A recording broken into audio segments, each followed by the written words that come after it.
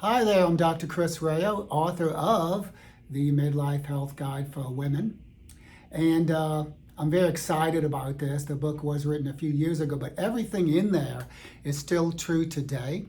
And unfortunately, it's still cutting edge. But I wrote the book to sort of bring the woman to the next level of understanding, to have all the facts and such in there.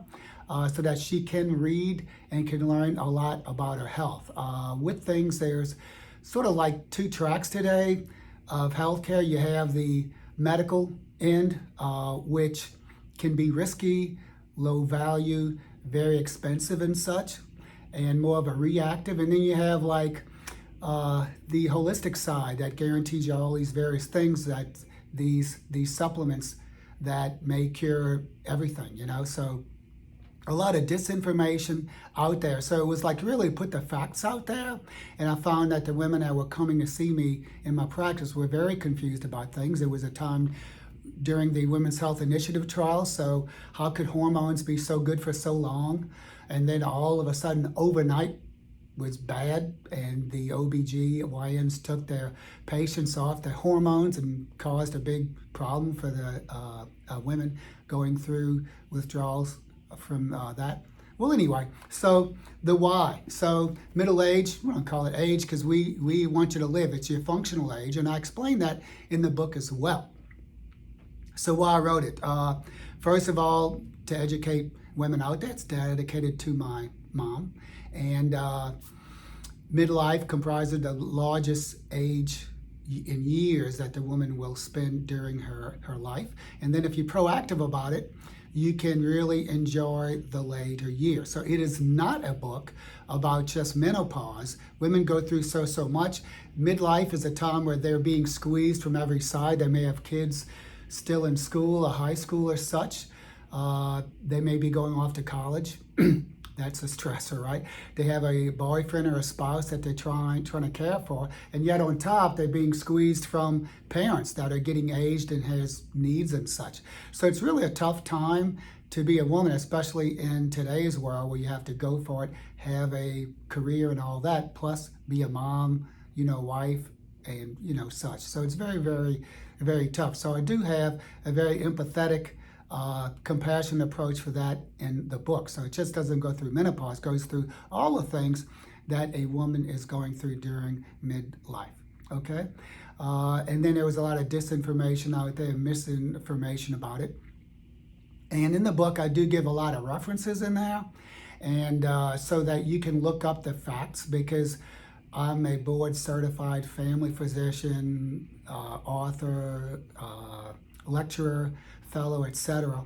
And I have to actually practice to the highest level and such. So I have to practice what's called evidence-based medicine, which means, first of all, in the book, everything that's proven safe first, primum non nocere, and secondly, what's proven most effective to help you. So it's not one magic pill, cream, or shot or such. It goes through the lifestyle. So it goes through, first of all, why we age, right? If you want to fight Mother Nature, you have to learn to play her game and then to beat her at it. So I mentioned that in here.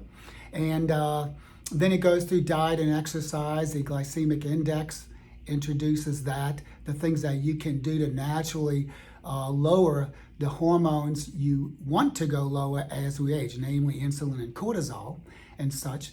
And then goes through exercise, goes through how to lose weight and such, and not just weight loss, but weight maintenance, and not just weight loss, but where the weight is. We do lose muscle mass and bone mass as we age, and we gain visceral fat. We kind of gain an apple shape, like guys with that visceral adiposity that causes us problems and such as we get out of menopause. So healthy ways that you can do yourself to fight age, and lifestyle is probably most of the cases, 95% of it, but how you exercise and diet. Then it goes through special concerns that the woman may have and such. The smoking cessation, addiction, problems with sleep. It's a wonderful book. Special concerns, goes through risks for breast cancer, to lower your risks, how to screen for it, as I said, the smoking, and also the mind. You know, it's no good to be physically around, but to lose the capacity of your mind. And in my blogs and such, I go through that a lot about mental and mind health. It's never too late, of course, to have your mind in the best shape. The mind is part of the body, so a healthy mind is a healthy body, and vice versa. I'll go through some other quips like in the golden years, you want to keep it truly golden, so you don't want to spend all your gold on doctors.